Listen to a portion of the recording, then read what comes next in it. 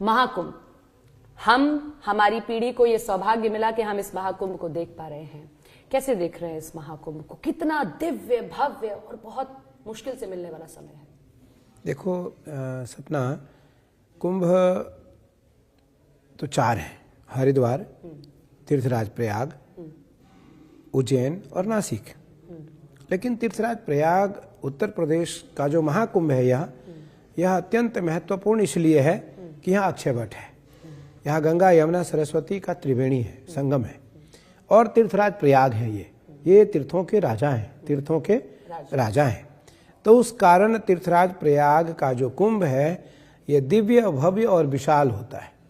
यहाँ दुनिया में जितने भी साधु रहते हैं, वो सबके सब कुंभ में आना चाहते हैं। सबके सब इस कुंभ में आकर के गोता लगाना चाहते हैं, स्नान करना चाहते हैं और महापुरुषों का दर्शन करना चाहते हैं।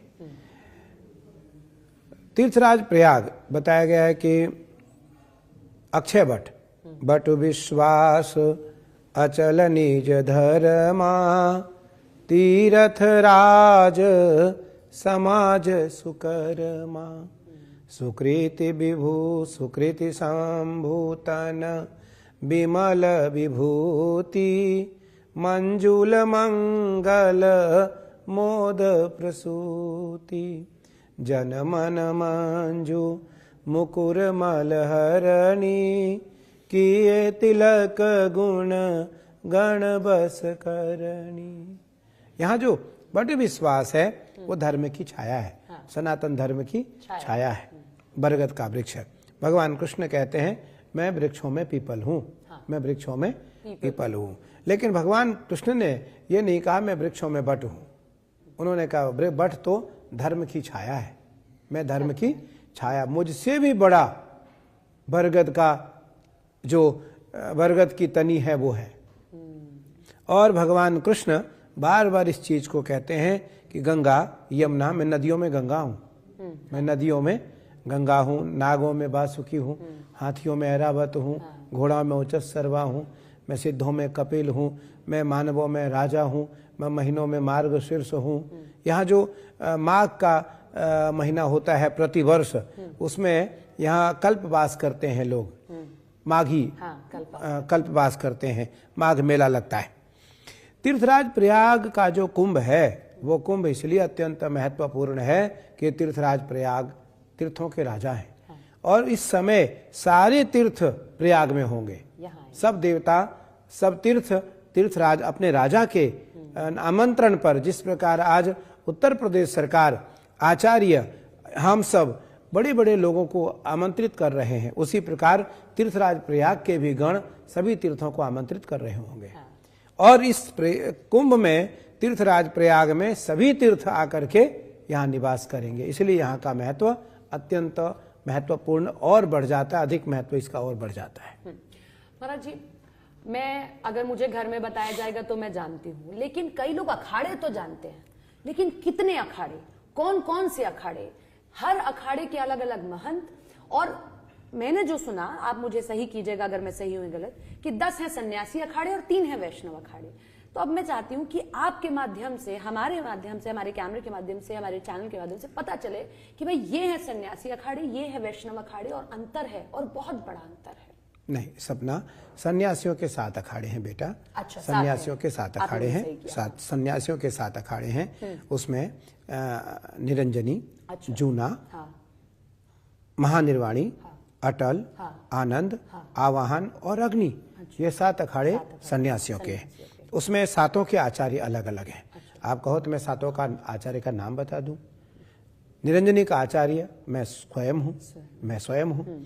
जूना के आचार्य पूज्य अवधेशानंद गिरि जी महाराज हैं, पूज्य अवधेशानंद गिरि जी महाराज हैं। आनंद महानिर्वाणी के आचार्य पूज्य विश्वकानंद भारती जी महाराज हैं। आनंद के आचार्य पूज्य बालकानंद गिरि जी महाराज हैं। आवाहन के आचार्य पूज्य अरुण अवधूत गिरि जी महाराज हैं, अवधूत अरुण गिरि जी महाराज हैं। और क्या नाम है, अटल के आनंद अटल के आचार्य पूज्य स्वामी विश्वात्मानंद सरस्वती जी महाराज हैं। अग्नि के आचार्य रामकृष्णानंद ब्रह्मचारी जी महाराज हैं। श्रीमद रामकृष्णानंद ब्रह्मचारी जी महाराज। ये सन्यासी ये 7 अखाड़े सन्यासियों के हैं। मैं 7 के आचार्य का नाम आपको बता दिया। हाँ। मुझे लगता है कम लोगों को ये पता बिल्कुल है, सही कम लोगों को नहीं पता है। होता। लेकिन देश में 2 अखाड़े सबसे बड़े हैं, अच्छा निरंजनी और जूना। अच्छा। निरंजनी और जूना।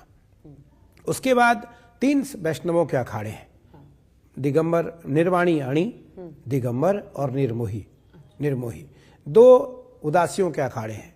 उदासियों के अखाड़े हैं जो नानक जी के सबसे जो बड़े पुत्र थे श्री चंद जी महाराज, उनके अनुयायी हैं। ये 2 अखाड़े हैं, बड़ा अखाड़ा उदासीन और नया अखाड़ा उदासीन। अच्छा 2 तो 7, 3, 10 और 2, 12। 13वां जो अखाड़ा है वो निर्मल अखाड़ा है। निर्मल अखाड़ा, वो भी सिखों का अखाड़ा है, पंजाबियों का अखाड़ा है। अच्छा, तो ये जो 2 आपने बताए थे वो भी सिखों के अखाड़े? हाँ, नानक जी के और एक ये 3 अखाड़े सिख समुदाय से अधिकतर लोग उसमें होते हैं। अच्छा। और वो सब के सब बड़ा अखाड़ा उदासीन से संबंधित हैं। अच्छा। 2 बड़ा अखाड़ा उदासीन और नया अखाड़ा उदासीन। तीसरा जो अखाड़ा है वो निर्मल है। ऐसे 13 अखाड़े हैं। 13 अखाड़े अनादिकाल से इसलिए चले आ रहे हैं। अब मैं बता रहा हूं कि 7 अखाड़े की स्थापना आदि जगतगुरु शंकराचार्य भगवान के साथ मधुसूदनानंद सरस्वती जी के देखरेख में हुआ। आदि जगतगुरु शंकराचार्य के निर्देशन में अखाड़े का निर्माण हुआ था। कोई बड़ी गाथा और कथा है, लेकिन मधुसूदनानंद सरस्वती जी ने इसको मूर्त रूप दिया। अच्छा। मूर्त रूप दिया। उसके बाद वैष्णवों के अखाड़े रामानंदाचार्य और रामानुजाचार्य ने बनाए। अच्छा। रामानंदाचार्य जी ने और रामानुजाचार्य ने, जिनका तिलक कुछ इस तरीके से लगता है। हाँ, अच्छा। खड़े तिलक लगते हैं, रामानंदी। उसके बाद जो है उदासियों के अखाड़े का निर्माण नानक जी के पुत्र ने किया। और निर्मल अखाड़े का भी स्थापना इस प्रकार से उनके पुत्र ने ही, दूसरे पुत्र ने किया। तो 13 अखाड़े हैं। 13 अखाड़ा अनादिकाल से महापुरुषों के द्वारा स्थापित है। उसमें जो सन्यासी अखाड़ा है, इसलिए क्योंकि जब प्रयाग या हो कुंभ, या उज्जैन का कुंभ हो, या नासिक का कुंभ हो, या हरिद्वार का कुंभ हो, बड़ा अच्छा तुमने डिटेल वार्ता किया। मुझे लगता है ये पहली बार इंटरव्यू ऐसा हो रहा होगा। ये मैं एक व्यूअर के तौर पर ही जानना चाहती हूँ कि अगर मैं भी देखूं तो समझ तो आए, अगर यहाँ आ रहे हैं तो। बहुत अच्छा। तो उसमें क्या है कि ये जो आचार्य की जो परंपरा है, आचार्य की जो परंपरा है, वो अखाड़े की परंपरा। अखाड़े का जो प्रतिनिधित्व करता है, अखाड़े में जो दीक्षा है, अखाड़े में जो मौलिक शिक्षा है, अखाड़े में जो वेदांत की शिक्षा है, अखाड़े में जो नागाओं की दीक्षा है, अखाड़े में जो महामंडलेश्वरों के पट्टाभिषेक हैं, अखाड़ों में जो गिरी पूरी, आचार्य को सारा अधिकार है।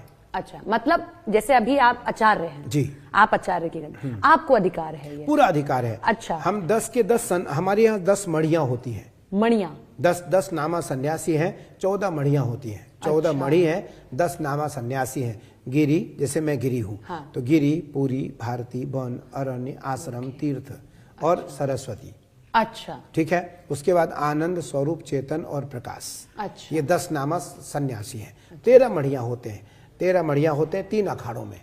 3 अखाड़ों में, निरंजनी में, जूना में और महानिर्वाणी में। आचार्य अखाड़े का प्रतिनिधित्व करता है पूरी दुनिया में, जैसे मैं। अखाड़े का प्रतिनिधित्व आचार्य करता है।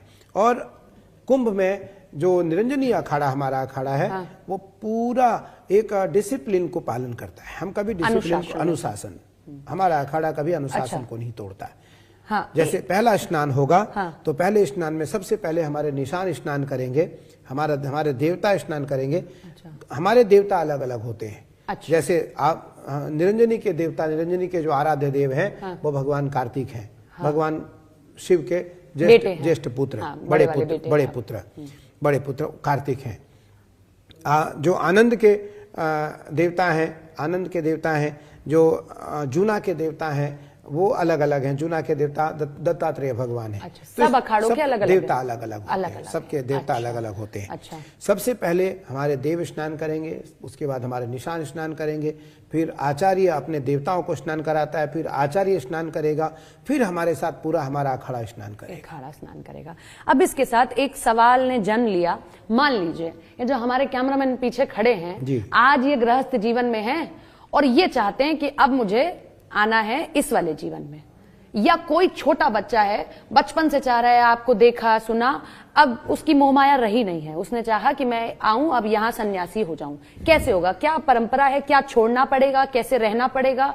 मान लीजिए यही होना चाहते हैं तो कैसे? बिल्कुल बिल्कुल हो सकते हैं। सबसे पहले तो इनसे पूछा जाएगा कि आपने विवाह किया या नहीं किया। अच्छा, कोई आपके पास आएगा? यदि आपने विवाह किया है तो पहले आप वैवाहिक जीवन का पालन करो।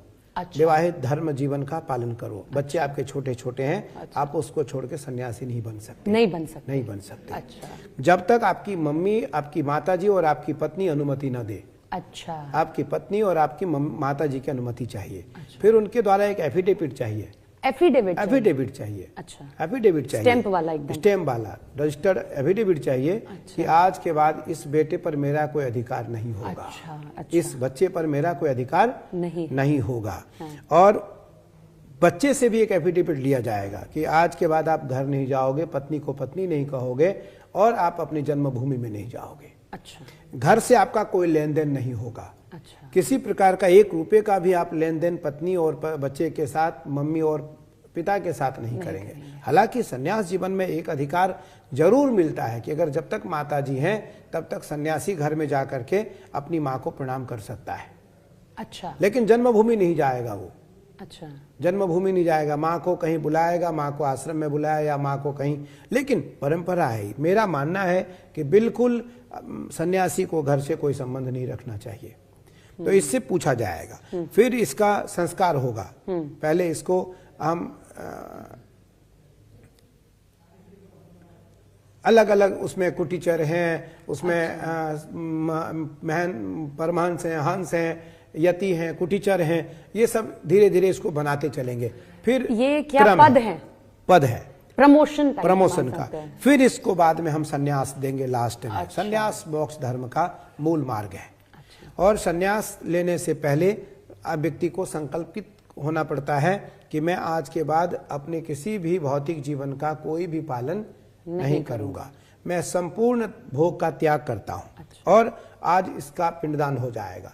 सन्यासी का जीते जी पिंडदान होता है। हाँ, ये इस पे मैं आने वाली थी क्योंकि मैं अभी नागा साधुओं से मिली थी, उन्होंने कहा कि हमारा पिंडदान हो गया। पिंडदान हमारा भी हो चुका है। अच्छा, आपका पिंडदान जो भी सन्यासी सन्यास लेगा उसका पिंडदान हो जाएगा। उसकी मृत्यु के बाद उसके कोई शेष कर्म नहीं बचते हैं। तो आचार्य आज भी हमारे निरंजनी अखाड़े में यह परंपरा है और हम इसको लागू करने वाले हैं अभी, कि वहां कोई भी व्यक्ति गृहस्थ जीवन से संबंधित नहीं होगा।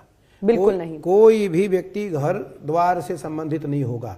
जो सन्यासी घर जाता हुआ पाया जाएगा वो निष्कासित किया जाएगा। अच्छा। वो निष्कासित किया जाएगा। ये इसलिए कि मोह ना रहे।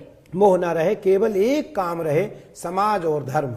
समाज और धर्म। समाज के लिए अगर कोई बच्चे से बन जाएगा, कोई पत्नी से बन जाएगा, कोई बच्चों से बन जाएगा, कोई घर से बन जाएगा, तो समाज का काम नहीं कर पाएगा, मोह आ जाएगा। इसलिए मोह से उसे दूर रहने के लिए इन चीजों का उसे त्याग करना पड़ेगा। अच्छा। अब इसमें बताइए कि हम आपसे मिलते हैं, बाकियों से मिलते हैं, लेकिन उसमें नागा साधु महाकुंभ का मोस्ट अट्रैक्शन पॉइंट होता है। जितने लोग आते हैं दूर दूर से, विदेशी आते हैं। अभी मैं एक विदेशी से मिली, वो इटली से आया, उसका नाम कुछ और था, उसने नारायण नाम रख लिया अपना यहाँ आकर, और वो चाय पिला रहा था नागा साधुओं को।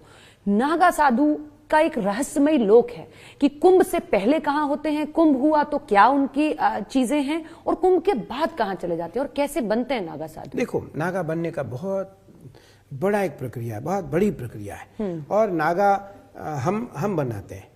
अच्छा। नागा हम बनाते हैं, आचार्य, नागा आचार्य बनाते हैं। नागाओं को दीक्षा, नागाओं को शिक्षा, नागाओं को भिक्षा आचार्य देता है।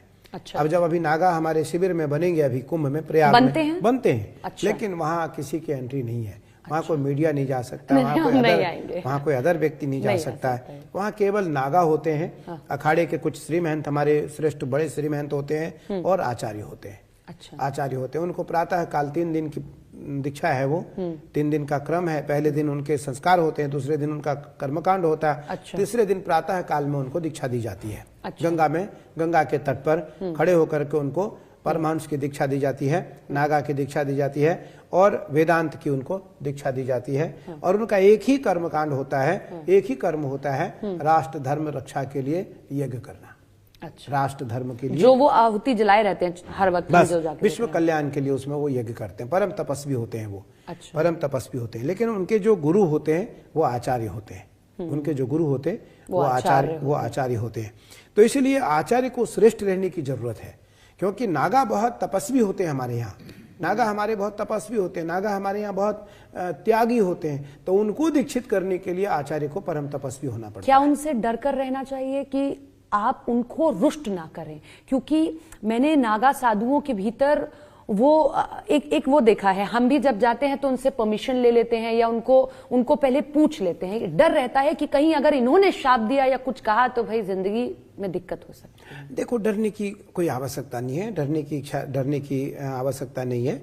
वो तो बहुत भोले भाले होते हैं, लेकिन उनकी अपनी दिनचर्या है, उनका अपना जीवन है। अच्छा। वो अपनी छोटी छोटी कुटिया में रह करके अपना जप तप करते रहते हैं। तो बिना उनकी अनुमति उनको डिस्टर्ब न किया जाए। अच्छा। बिना उनकी इच्छा उनके पास न बैठा जाए और न बैठा जाए, ना उनको परेशान किया जाए। पता नहीं किस चिंतन में है वो, किस चिंतन में है, किस उपासना में है वो। तो इसलिए बाकी उनसे डरने की आवश्यकता है। वो तो बहुत सरल होते हैं, बहुत सरल होते हैं और वो तो कोमल हृदय के होते हैं। साधु तो कोमल हृदय का होता है, तो इसलिए डरने की आवश्यकता नहीं है। बस उनकी दिनचर्या के अनुसार उनसे मिलना चाहिए। जैसे क्या होता है कि हम लोग भी उपासना में रहते हैं, कर्मकांड में रहते हैं, बड़े बड़े लोगों से मिलना होता है, लेकिन उस समय भी हमें ध्यान रखना होता है उन लोगों को भी, हमें भी, कि निस्संदेह आने वाले जो अतिथि हैं उनका ध्यान रखा जाए। लेकिन आने वाले अतिथियों को भी ध्यान रखना चाहिए कि इस समय स्वामी जी, आचार्य जी, गुरु जी कहीं पूजन में तो नहीं है, विश्राम में तो नहीं है, साधना में तो नहीं है, भोजन में तो नहीं है। तो निस्संदेह हमें हमारे नियमों का ध्यान जरूर रखना चाहिए। उसी प्रकार नागाओं के नियमों का भी ध्यान हमें रखना चाहिए। महिला नागा साधुओं की बात भी इस बार हो रही है कि नागा साधु वैसे भी होते हैं, पुरुष नागा साधु भी हैं, लेकिन महिलाओं ने भी एक अलग, जैसे किन्नर अखाड़ा हो गया, या महिलाओं ने भी अब साध्वी की तरफ अब बड़ा रुख किया है। महिला साध्वी हमारे यहाँ है। हमारे जूना अखाड़े में माई बड़ा है, माई बड़ा है। हमारे यहाँ तो नहीं है, हमारे यहाँ तो नहीं है। हमारे यहाँ तो 2, 4, 5 महामंडलेश्वर नागा हैं, साध्वी हैं। लेकिन जूना अखाड़े में माई बड़ा है, खूब माई बड़ा है। माई बड़ा का मतलब जहाँ केवल माइयाँ रहती हैं, साध्वी रहती हैं, वहाँ कोई पुरुष नहीं रहता है। अच्छा। उसका महंत भी, श्री महंत भी, उसके थानापति भी, सेक्रेटरी भी साध्वी होती है, साध्वी होती है। लेकिन हमारे यहाँ महिलाएं नागा नहीं होती है। अच्छा। परंपरा नहीं है, नहीं है। तो ये जो अगर टर्म यूज हो रहा है तो ये गलत इस्तेमाल। बिल्कुल नहीं, नागा नहीं होते। हाँ। हमारे यहाँ साध्वी होती है, वो सन्यासी नहीं होती है, सन्यास नहीं होती है, नागा नहीं हो सकते। अच्छा। नागा नहीं हो सकते, स्त्रियों को नागा रहने का अधिकार नहीं है। नागा क्योंकि नागा का अर्थ होता है दिगंबर। जब हम कम से कम 2 दिगंबर होते हैं, एक तो कोपिनधारी होते हैं, एक दिगंबर होते हैं। एक नागा होता है जो लंगोटी पहन के रहता है, एक नागा होता है जो बिना लंगोटी, निर्वस्त्र रहता है। तो हमारे यहाँ शास्त्र में माताओं को निर्वस्त्र रहने का अधिकार नहीं है, शास्त्र ने भी नहीं दिया है, और कोई देश का साधु संत भी नहीं दे सकता, नहीं देगा। आपने अभी मुझे ऑफ द कैमरा समझाया ये जो सब कुछ मैं देख रही हूँ, मैं चाहती हूँ कि एक बार हमारे दर्शकों को भी समझाएं, क्योंकि हम बड़ी आज के दौर में रील देखते हैं। हमने देखा कि आप एक बड़े गणमान्य जगह गए थे अतिथि के तौर पर, और भी शंकराचार्य जब आए थे अतिथि के तौर पर, छत्र था, चवर था, तो लोगों को लगता है कि क्या संत भी इतना सब चीजों के साथ चलते हैं? तो समझने की जरूरत है कि ये चीजें महत्वपूर्ण हैं। सपना देखो मेरी बाबू, क्या है कि आप बहुत जिज्ञासु हो, अच्छा है, समाज को जानना चाहिए। आचार्य इस देश का सबसे बड़े पद पे होता है। हाँ। आचार्य सबसे बड़े पद पे होता है। आचार्य से बड़ा कोई पद संसार में परंपरागत नहीं है, क्योंकि आचार्य अखाड़ों का नेतृत्व करता है। अखाड़ा मालिक होता है देश का, अखाड़ा देश का मालिक होता है। यह कुंभ चल रहा है अभी, कुंभ का मालिक अखाड़ा है, और अखाड़ा सबसे ऊपर आचार्य को रखता है, सबसे ऊपर आचार्य को रखता है। आचार्य देव तुल्य होते हैं, आचार्य देव तुल्य होते हैं, देवता के समान होते हैं। तो देवता बिना अपने छत्र छड़ी चबर और छत्र छड़ी चबर के बिना, अपने पार्षदों के बिना कहीं नहीं जा सकते, कहीं नहीं जा सकते। जैसा हमने फिल्मों में भी देखा है कि देवता नहीं जाते। तो उसी प्रकार जब भी आचार्य कहीं बैठेगा तो उसके साथ ये कोतवाल होंगे 2, अच्छा। कोतवाल होंगे। कोतवाल का अर्थ है कि इनके हाथ में चांदी की छड़ी होगी, चांदी की छड़ी होगी, और एक इनके साथ इनका हमारा निशान होगा, और ये छत्र होंगे। चबर भी होता है, चबर भी जरूरी है। हमने अभी चबर नहीं रखा, लेकिन चबर भी आवश्यक है। सिंहासन होता, आचार्य किसी और आसन पर नहीं बैठ सकता, उसका अपना आसन होता है। देखो, नियम जब तक हम पालन नहीं करेंगे तब तक हमारे अंदर देवत्व नहीं आएगा। अनुशासन का जब तक हम पालन नहीं करेंगे तब तक हमारे अंतःकरण में देवत्व की स्थापना नहीं होगी। तो इसलिए ये जो है हमारे एक पार्षद हैं, ये हमारे शिष्य होते हैं सभी। ये हमारे शिष्य हैं गौतम गिरि जी, ये हमारे शिष्य हैं आत्मानंद गिरी, ये हमारे शिष्य हैं शशि स्वरूप ब्रह्मचारी, ये ब्रह्मचारी हैं अभी। अच्छा। अभी इनको दीक्षा देंगे हम। अच्छा। अभी इनको दीक्षा देंगे 14 जनवरी के बाद। अच्छा। सूर्य उत्तरायण के बाद। तो तब ये भी गिरी हो जाएंगे। अच्छा। लेकिन मैं आपको बता रहा हूं कि आचार्य को दीक्षा देने का अधिकार सबको है। वो गिरी भी बना सकते, वो पूरी भी बना सकते, वो सरस्वती भी बना सकते, वो वन भी बना सकते, वो अरण्य भी बना सकते, वो तीर्थ भी बना सकते हैं, वो आश्रम भी बना सकते हैं, वो ब्रह्मचारी भी बना सकते हैं। ब्रह्मचारी 4 होते हैं, आनंद, चेतन, स्वरूप और प्रकाश। अच्छा। ये चारों ब्रह्मचारी। हम 14 के 14 मढ़ियों के लोगों को दीक्षा दे करके उनको दीक्षित कर सकते हैं। आचार्य का अधिकार होता है। कुंभ एक ऐसी जगह है महाराज जी, मैं अभी भी होकर आ रही थी, मुझे अंदर से एक बड़ी खुशी की अनुभूति हो रही थी, और मैं अपने ड्राइवर से भी बात करती, कहते मैडम अभी आप आइएगा, जब शुरू होगा एक आदमी भूखा नहीं रहेगा यहाँ पर। और वैसे आप देखिए कि कहीं ना कहीं आदमी भूखा रह भी जाता है। कैसे देखते हैं आप इसको कि ये चमत्कार नहीं तो और क्या है कि आदमी यहाँ आता है, ना भूखा रहता है, ना ऐसा होता है कि भाई किसी के पास सोने की जगह भी है, खाना भी है, पीना भी है, दर्शन भी है। ये अलौकिक है, ये अद्भुत है। कैसे आप देखते हैं? देखो, बहुत बड़ी बात कही आपने कि एक भी व्यक्ति कुंभ में भूखा नहीं रहेगा, नहीं रहता। हर शिविर में, हर टेंट में छोटा बड़ा अन्न क्षेत्र है, छोटा बड़ा अन्न क्षेत्र है, और यही कुंभ का प्रभाव है। सनातन धर्म की यही विशेषता है। अन्य धर्म में ये बात नहीं है। अन्य धर्म में कहीं किसी पराये को खिलाने की कोई बात नहीं है, यहाँ है, केवल हमारे यहाँ है। केवल सनातन धर्म में परहित धर्म सरिस नहीं भाई, पर पीड़ा नहीं कछु अधमाई। गोस्वामी जी लिखते हैं कि साधु चरित शुभ चरित कपासु, निरस विशद गुण मय फल जासु। जो सही दुख पर छिद्र दुरावा, बंधनीय जग जस जेहि पावा। परहित, साधु परहित में रहता है, तो साधु सरिस अगर कोई जन है तो वो भारत की जनता है, वो भारत की सनातनी है, जिसमें साधु जैसा ही स्वभाव है। अब हमारे शिविर में करीबन 1 करोड़ लोग भोजन करेंगे, केवल हमारे शिविर में 39 करोड़ में से 1 करोड़ 1 करोड़ लोग हमारे शिविर में भोजन करेंगे।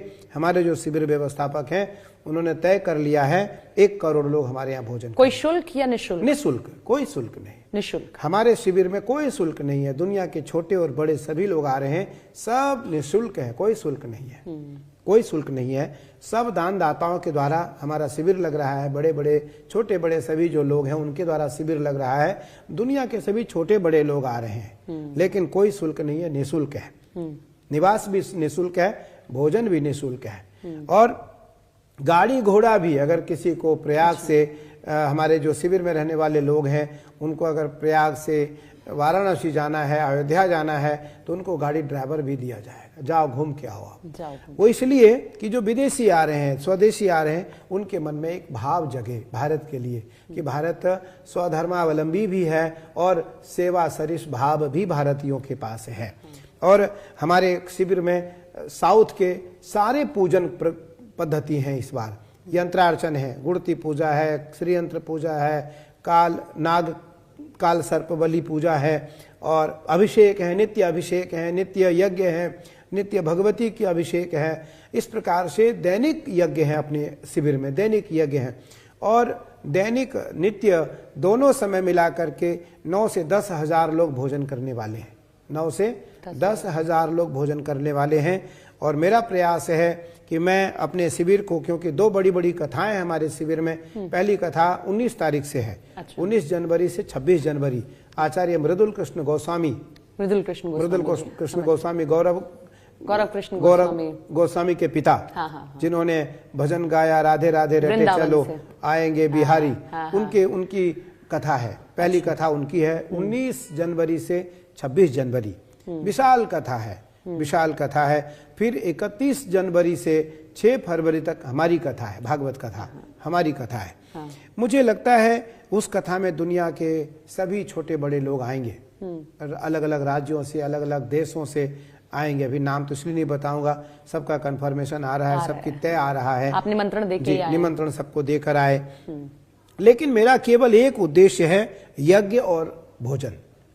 यज्ञ दान, यज्ञ करो, भूमि की रक्षा होगी। यज्ञात भवन्ति पर्जन्याः, पर्जन्यात् अन्न संभवः। कृष्ण ने गीता में कहा, यज्ञ से वर्षा होती है और वर्षा से अन्न की उत्पत्ति होती है और उस अन्न से भूतमात्र प्राणियों की रक्षा होती है। और तुलसी पक्षिन के पिए घटे न सरिता नीर, दान दिए धन ना घटे जो सहाय रघुवीर। तो इस कलयुग में अन्नदान से बड़ा कोई दान नहीं है, अन्नदान से बड़ा कोई दान नहीं है। इसलिए हम लोगों ने तय किया है, हमने तय किया कि हम 1 करोड़ लोगों को भोजन कराएंगे अपने शिविर से। उसकी तैयारी चल रही है। आप पीछे एक बार आप चाहो तो जा करके स्टोर में भी देख सकती हो, अभी शुरू हो चुका है ट्रक आना और लगभग सारा सामान इकट्ठा हो रहा है। ये मैंने इसीलिए सवाल पूछा क्योंकि बहुत जिज्ञासु हैं लोग कि आए तो लेकिन खाएं कहाँ। तो अगर यहाँ व्यवस्था है तो खा सकते हैं। सब आए, मेरे द्वारा आपके माध्यम से पूरी दुनिया के अतिथियों को निमंत्रण है कि सब आएं और सब जितने लोग आ सकते हैं आप आएं, हमारे यहाँ रहें, खाएं और जाएं। बस केवल एक ये है कि आने की तिथि आप जरूर पहले से अवगत करा दें, जिससे हम आपकी व्यवस्था सुचारू रूप से कर सकें। दूसरा विषय, स्नान से 2 दिन पहले आने का और स्नान से 2 दिन पहले जाने का कार्यक्रम बनाएं। इससे 2 दिन पहले आप नहीं आएंगे तो आपका आवागमन नहीं हो पाएगा। 2 दिन बाद यदि आप नहीं जाएंगे तो आपका जाना नहीं हो पाएगा। तो इसलिए आप स्नान से, जितने स्नान है, मुख्य स्नान, शाही स्नान, उन स्नानों से पहले 2 दिन पहले आप आए और 2 दिन बाद आप जाएं। महाराज जी, भूमि की बात की, बड़ी महत्वपूर्ण है भूमि, बहुत बड़े हेक्टेयर में हो रहा है ये, पहले तो बहुत कम था। लेकिन बरेली के एक मौलाना साहब हैं, वो ये कह रहे हैं कि जहां ये हो रहा है ये वक्फ की जमीन है और आप कह रहे हैं कि ये जमीन पूजनीय है। तो कुछ रिएक्शन? मैं तो उस मौलाना जी को कहना चाहूंगा, बड़ी हंसी की बात है कि वक्फ बोर्ड कब बना? आपके मोहम्मद साहब देश में कब आए? 1900 साल हुए। 1900 साल हुए। हम कब आए? सनातनी कब आया? जिसकी कोई अवधि नहीं है। तो भूमि किसकी हुई?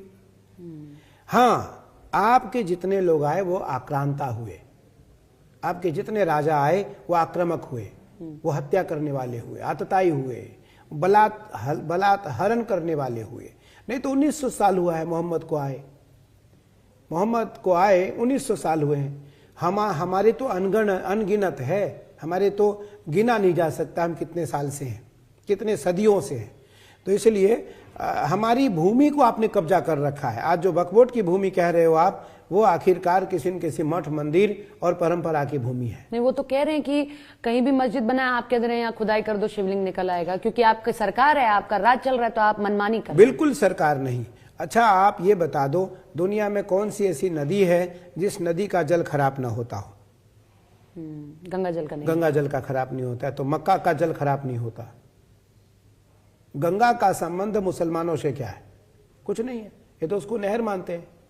तो मैं तो ये कहूंगा मक्का भी हमारा है। अगर मुझसे कोई पूछे तो मैं तो उसे मंकेश्वर नाथ महादेव कहूंगा। वो मंकेश्वर नाथ महादेव हैं और वहां से जाकर के आप जमजम की पानी लाते हो और उसे घर में आप आराम से पीते हो, वो कभी खराब नहीं होता। आज नहीं तो कल वो भी हमें प्राप्त होगा, बिना विवाद। बिना विवाद। मैं किसी विवाद की बात इसलिए नहीं कर रहा हूँ, कुंभ है मेरा, मैं तो आदर्शवादी हूँ, सबका आदर करता हूँ। लेकिन मुस्लिमों को अलाउड है कुंभ में आना? बिल्कुल नहीं। बिल्कुल नहीं? बिल्कुल नहीं।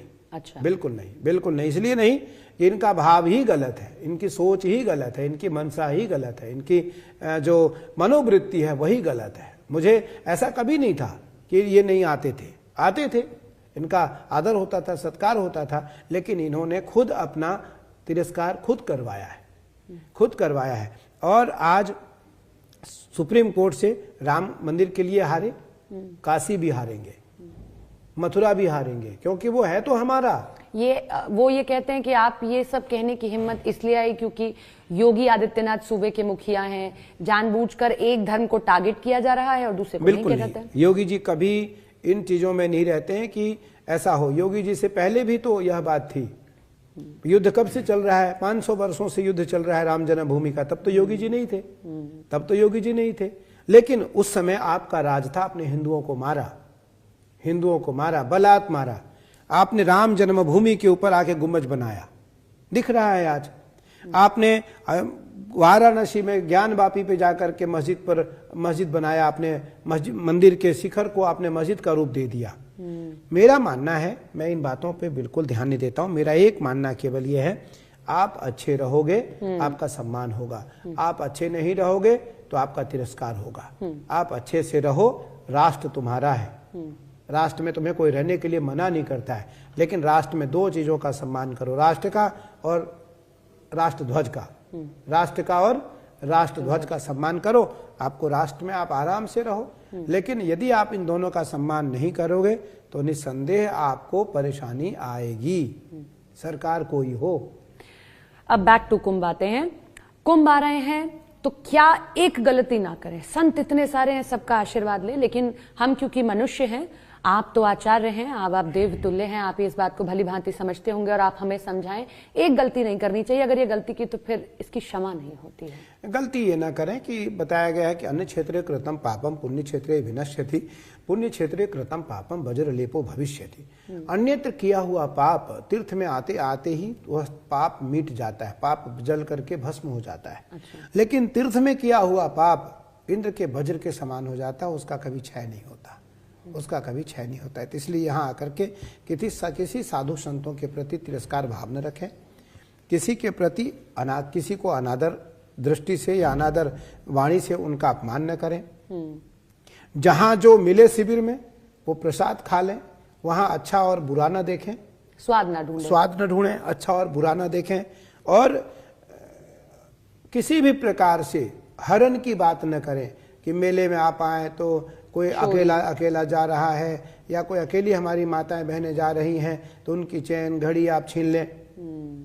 तो आप यहाँ देने के भाव से आए, जो आए वो आप यहाँ करके लुटाएं, आप यहाँ से ले जाने का भाव न रखें, ईश्वर आपके ऊपर कृपा करेगा। हाँ।